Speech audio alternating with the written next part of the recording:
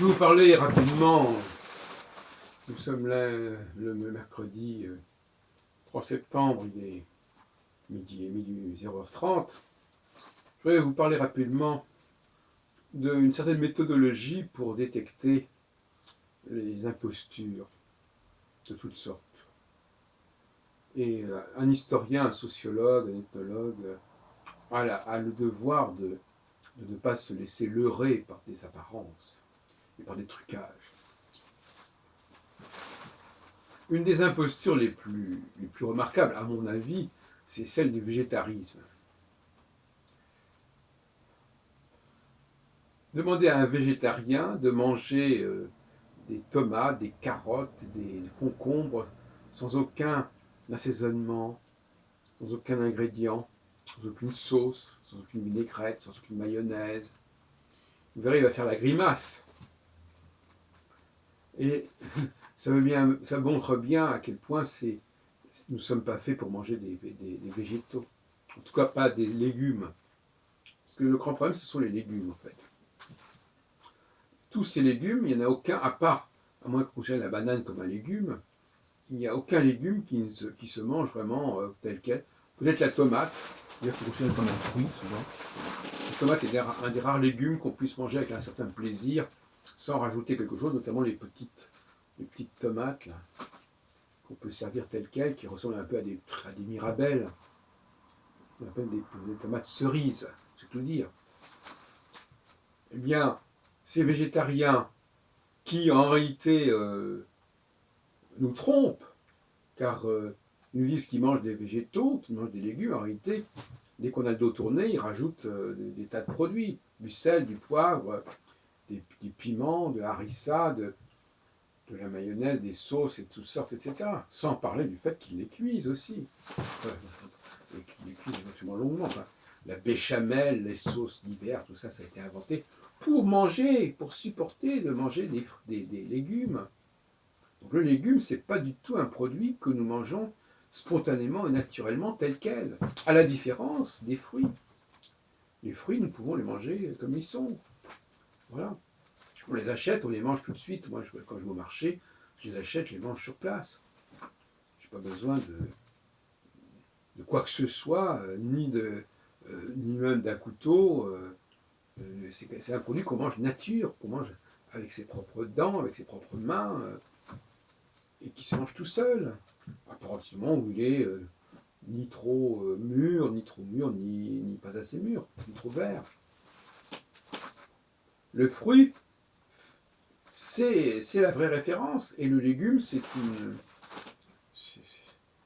pathétique le cas du légume. Le légume, d'ailleurs, c'est le plat, ce qu'on a appelé le plat du pauvre, c'est la table du pauvre. Quelqu'un qui n'a pas d'argent, et surtout qui n'a pas accès à des fruits et à de la viande, parce qu'elles ne se conservent pas facilement. Les légumes se conservent beaucoup plus facilement que les fruits ou la viande. Donc ils sont plus chers, en tout cas plus rares, du moins dans certains pays. On ne va pas stocker, comme dans le songe du pharaon, on ne va pas stocker des céréales pendant des mois, dans des silos. On va stocker des céréales, on ne va pas stocker des fruits, à moins d'en faire des fruits secs, à moins d'en faire des confitures, à moins d'en faire des trucs comme ça. Voilà donc ce que je voulais vous dire, n'est-ce pas, c'est que on fait de nécessité vertu, et des gens après vous clament, mais soyez végétarien, sauf qu'ils oublient que manger toutes ces sauces, c'est rajouter du sel, du sucre, etc., c'est pas bon pour la santé en plus. Et puis souvent, ça crée de l'aérophagie, ça crée des gaz, enfin bon, j'en passe. Et donc, c'est pareil, enfin, la personne qui a besoin d'un appareil pour exister, même d'un livre qu'elle va lire, enfin, toute personne qui est entourée de quelque chose qui ne lui appartient pas, qui n'est pas en elle-même, est déjà aussi une forme d'imposture. Moi, je suis pour l'homme nu. Je suis pour des produits nus, des produits simples, pas des produits auxquels on rajoute des choses. Mais c'est vrai que c'est ingénieux de trafiquer les produits. C'est ingénieux de faire passer un produit pour un autre. Parce que c'est ça, le vice, il est là. C'est qu'il y a des gens qui s'ingénuent à vous tromper. Ils s'ingénuent à vous perturber, à vous proposer un produit à la place d'un autre. Faire passer quelqu'un pour une autre personne. Par des stratagèmes. Hein. Par exemple, on va à quelqu'un qui n'a pas de culture, qui n'a pas de connaissances, qui ne sait pas s'exprimer, eh ben, il va pouvoir s'en débrouiller en lisant à voix haute. Il suffit qu'il sache lire, et puis la lecture est l'apprentissage de toutes les formes d'imposture. La cuisine et la lecture, c'est déjà beaucoup, parce que la lecture, finalement, c'est une forme d'assaisonnement de la personne, sauf que c'est elle qui va lire, mais elle est assaisonnée par le produit, par le livre, par le texte. Et dans tous les domaines, c'est comme ça. Il n'y a d'excuse que lorsqu'il y a vraiment des privations, lorsqu'il y a vraiment une carence, une famine. Là, d'accord, effectivement, on est bien obligé. Et puis quand il y a beaucoup de monde, quand il faut nourrir beaucoup de bouches, ben, il faut bien effectivement rationner et trouver des produits de base qui sont très, très, très médiocres, très vils, comme de la semoule, comme des patates, etc. Qui vont être le corps, la substance du repas. Et puis, pour faire passer la pilule, on va rajouter du sel, du poivre, du piment, des tas de produits comme ça, du curry, pour de la pâte. Hein. Il y a beaucoup de cuisines, comme la cuisine chinoise, qui sont des cuisines de la pauvreté, où on mange quasiment pas de produits tels quels. Ce sont toujours des produits qui ont été trafiqués. Même l'Angleterre, elle a développé toute la philosophie du paille, du pâté. Et ça aussi, c'est des pays qui sont très pauvres. Là, l'Italie aussi a une cuisine très pauvre au départ. Très pauvre, c'est-à-dire quand je dis pauvre, je veux dire qu'il y a un substrat pauvre et qu'on va sauver en rajoutant quelque chose.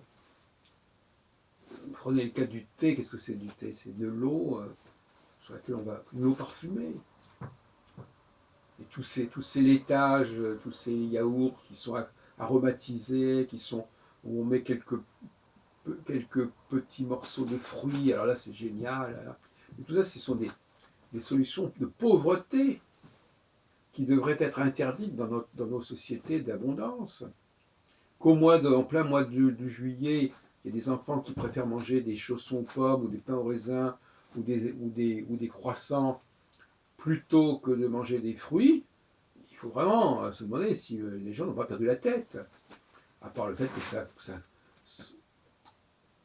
ça coûterait moins cher, ça serait moins salissant, ça salit moins le sol, ça salit moins les vêtements, je sais pas quoi. Toutes sortes d'arguments spécieux et douteux.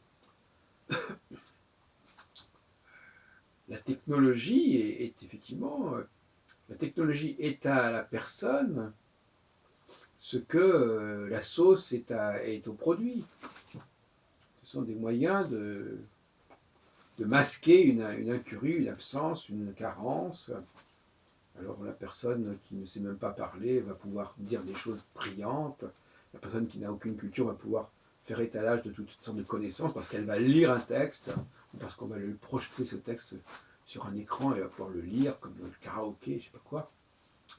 Voilà, donc tout ça c'est Alors donc moi je dis très clairement, ne soyons pas victimes de ce genre d'imposture, ouvrons l'œil, et dès qu'on nous propose d'ajouter quelque chose